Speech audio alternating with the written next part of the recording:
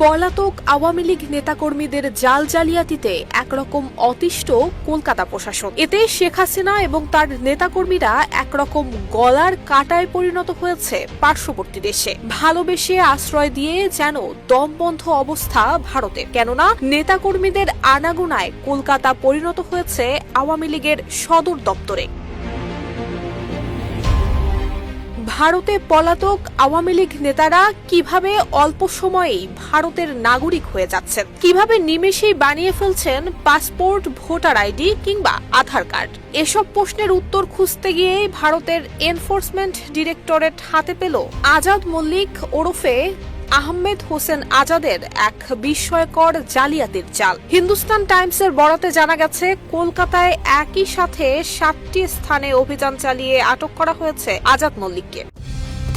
Colour expert, জর্জ স্যাপ এবং মাইল্ড অন হ্যান্ডস টেকনোলজি সমৃদ্ধ অরিক্স ক্রিস্টাল ওয়াশ আপনার লন্ড্রি এক্সপার্ট। তার কাছ থেকে উদ্ধার করা হয় 13,45,000 টাকা নগদ, একাধিক ডিজিটাল ডিভাইস এবং বিপুল ভুয়া নথিপত্র।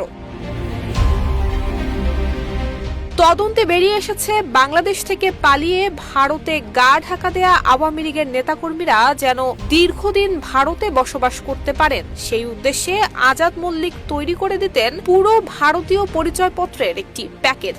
ব্যাংকে কোটি টাকা, মালিকানা প্রতিষ্ঠান, হুন্ডি ব্যবসা ছিল সবসময় চালু। আজাদের নামে মল্লিক ট্রেডিং কর্পোরেশন নামে একটি প্রতিষ্ঠান ছিল, যার আড়ালেই চলত হুন্ডি এবং মানি লন্ডারিং। 2018 থেকে 2024 সালের মধ্যে তার অ্যাকাউন্টে কয়েক কোটি টাকা লেনদেনের প্রমাণ পেয়েছে প্রশাসন। মোট কথা, রাজনীতি, নাগরিকতা আর দুর্নীতি মিলে গড়ে উঠেছে ভয়ঙ্কর এক ত্রিভুজ, যার নাম আজাদ মল্লিক। অভিনব কায়দায় জালিয়াতির এই ঘটনার পর একরকম অতিষ্ঠ পশ্চিমবঙ্গ প্রশাসন এবং গোয়েন্দা সংস্থা, এমনটাই জানিয়েছে অভ্যন্তরীণ বেশ কয়েকটি সূত্র।